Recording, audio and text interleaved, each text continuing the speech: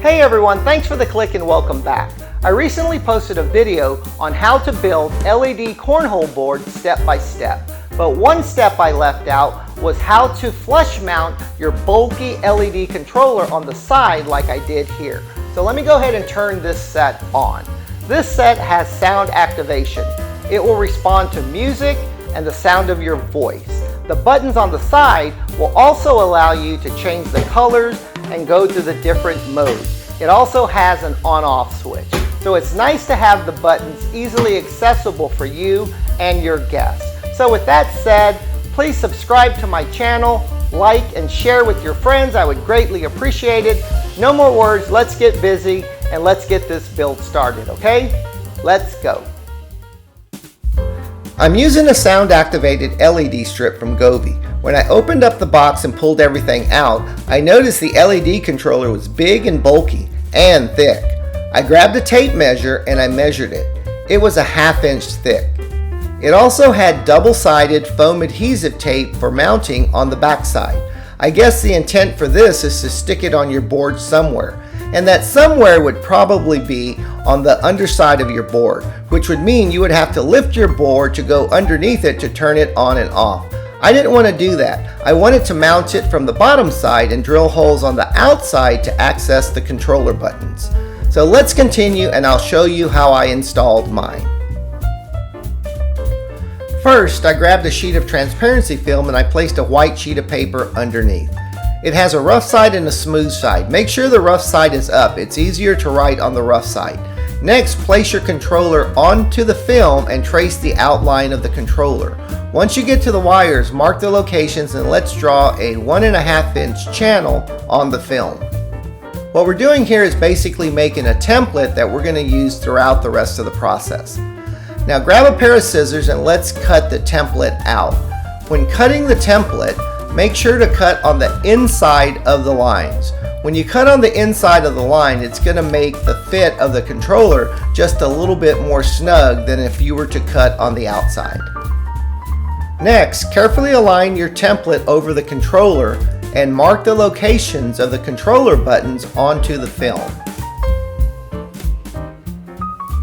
Now mark the approximate center of each button. These marks will be our drill marks. We're done with our template now. Now grab the side wall of your cornhole board and let's mark where we want to place our controller. I wanted my controller about 12 inches from the bottom of the board. Your placement may be different. It just depends on the LED cable link to the controller. I made my marks and we're ready to go to the next step. Align your templates onto the marks. Place a thumbtack at each button center mark. Using a pencil, trace the outline of the template onto the board.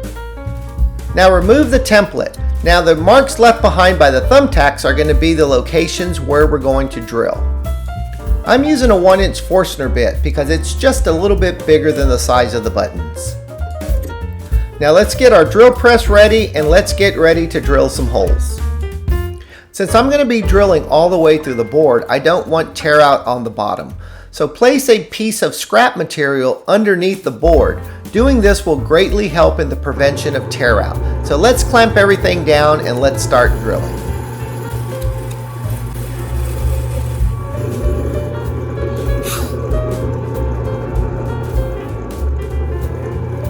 You'll notice when drilling the second hole that it overlaps the first hole. These 3 holes will overlap each other. When done, it's going to look like a snowman.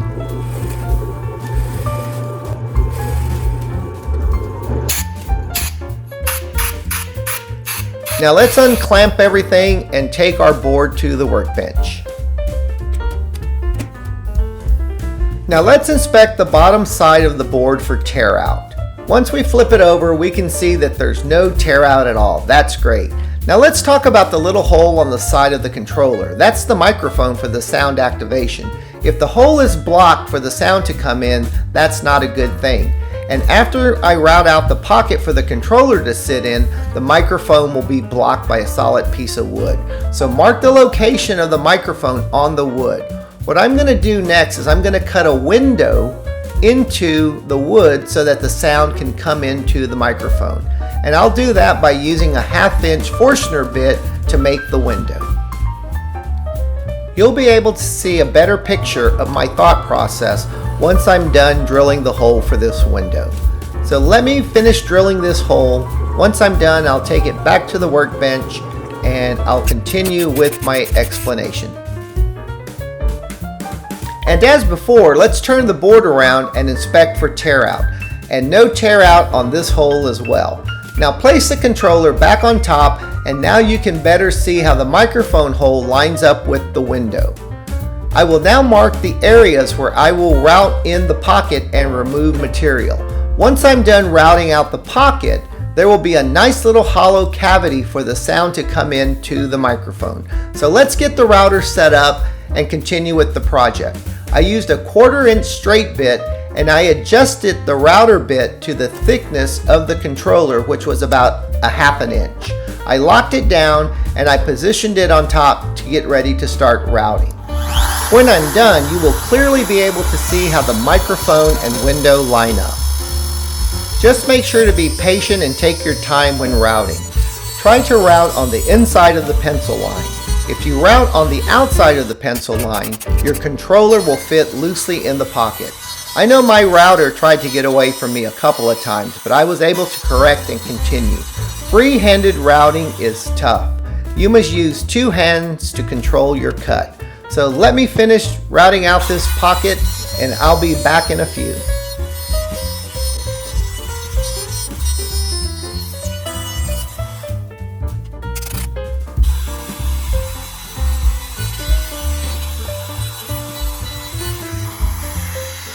Now that I'm done routing, let's do a quick test fit. I placed the controller in the pocket and it fits almost perfect. I'm very pleased. Now let's remove it and let's rotate the board. Now you can better view the entire pocket and the small little shelf the controller will sit on when placed in the pocket. Now let's put the controller back in and flip the board over again. And now you can see how the microphone lines up with the window. It makes sense now, doesn't it? Next, I get some 120 grit sandpaper and I start to round over all the edges of all the holes that I drilled.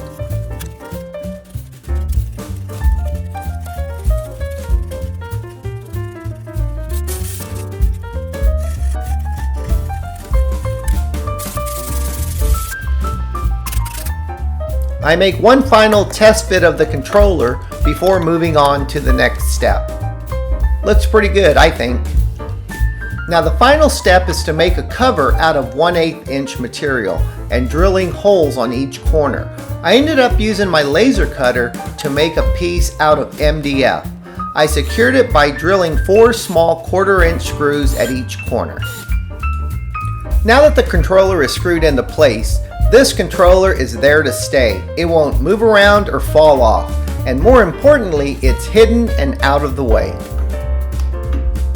I hope this video helps you to install your bulky controller in your cornhole board.